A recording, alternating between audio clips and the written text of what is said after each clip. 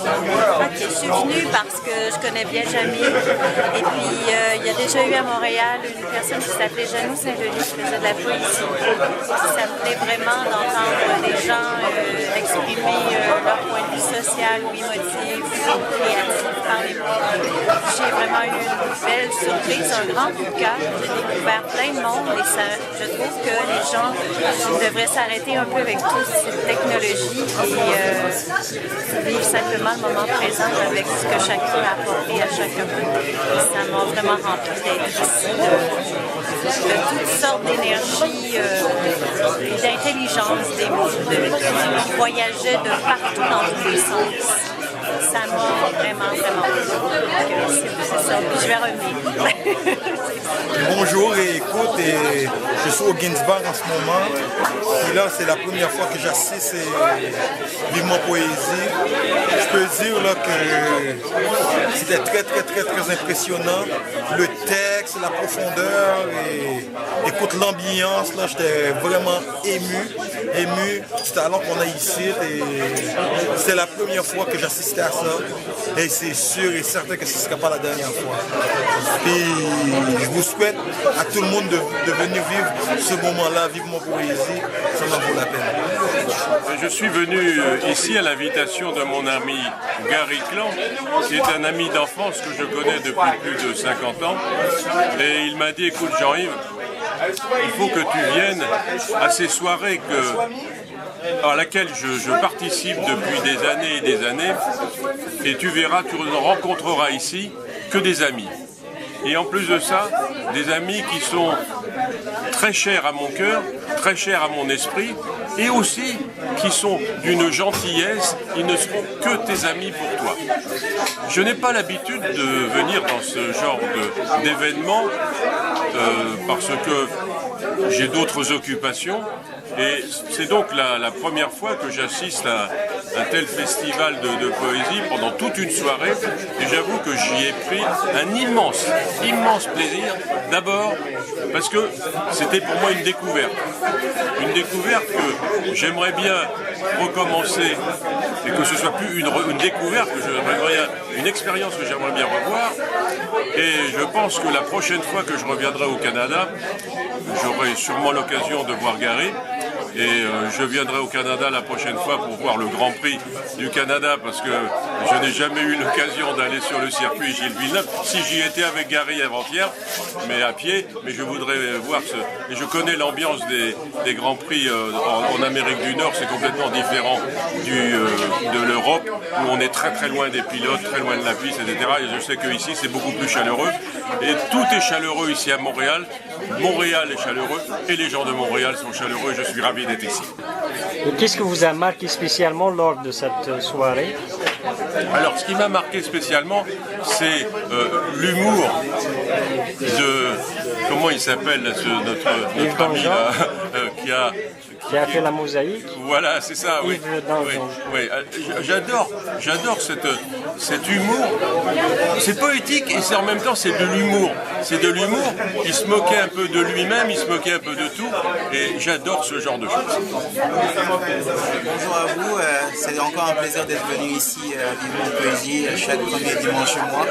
Donc j'étais vraiment content d'être là aujourd'hui et de voir tous ces artistes qui étaient là, ces poètes qui justement sont très inspirés et qui nous inspirent aussi en tant qu'artistes.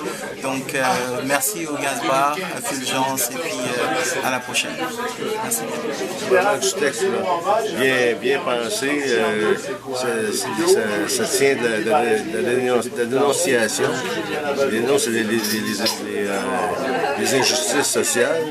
Puis, il a fini avec un beau poème plein de métaphores. J'ai bien aimé.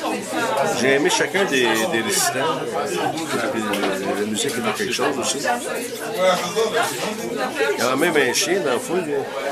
Non, je ne sais pas quoi dire. Si je peux raconter. Vivement Poésie, quel beau titre. Quel beau titre. À chaque fois qu'on vient ici, on se réconcilie avec la poésie parce qu'il n'y a pas vraiment de... Il n'y a pas vraiment de censure. Hein. Fulgence laisse libre les poètes et les auteurs d'interpréter ce qu'ils veulent. Moi, j'aime ça. Pour la première fois, cette fois-ci, j'ai fait un texte sans ma guitare. C'est une première. S'il n'y avait pas eu Vivement Poésie, je pense pas que j'aurais pu faire ça. Et puis, j'espère le refaire. Peut-être m'encourager à travailler une autre forme d'écriture. C'est vrai qu'on me connaît plus pour des écritures drôles, mais je ne suis pas toujours drôle. Comme dans la vie, on ne peut pas toujours être drôle. Des fois, on est drôlement poésie. On sera ça un jour, tiens, drôlement poésie. Ouais, j'ai suggéré ça à ces gens, ça. Un Vivement Poésie, que de l'humour, que pour rigoler. Bonjour, je m'appelle Olivier Laroche et j'ai eu l'honneur d'être invité à l'événement Vivement Poésie, invité par Fulgence, aussi connu comme l'homme qui a la voix la plus sexy au monde. Et je dois dire que c'est un peu difficile de monter sur scène après lui, parce que c'est impossible de sonner aussi bien que Fulgence. J'ai fait mon maximum, j'ai récité, mais j'aurai jamais son charisme total. Alors moi, Fulgence, je l'ai rencontré, il m'a reçu chez lui, j'étais pas un auteur publié, puis j'avais vraiment le goût de porter ma poésie sur la scène à Montréal, puis lui, ça le gênait pas du tout, il prenait des risques au début, puis je pense que ça l'a bien servi, parce que maintenant, sa soirée de poésie, c'est, moi, à mon avis, c'est la plus belle adresse pour la poésie à Montréal, avec Fulgence. Puis on est bien reçu, puis il nous aime et ça paraît, puis nous, on l'aime aussi. Vous êtes poète, vous aussi? Oui, moi je suis un poète, oui. Je suis un poète acadien. Est-ce qu'il y a quelque chose de spécial dans la poésie acadienne? Oui, il y a quelque chose de spécial parce qu'on n'est pas... On est une nation, nous. On est un peuple. On a notre propre histoire. Puis on a une histoire qui est assez tragique. Alors, c'est sûr que ça a un impact sur le développement culturel d'une nation. Je sais que c'est un cliché de parler de la déportation et tout ça, mais ça n'a pas été facile pour nous de revenir. Parce que les gens qui sont partis de la France pour aller habiter en Acadie, après ça, ils ont été chassés. Ils sont revenus de nouveau. À un moment donné, combien de fois il faudra revenir? Et moi je suis parti de l'Acadie et je veux encore y retourner. Je suis toujours déporté. Mais je me le suis fait moi-même.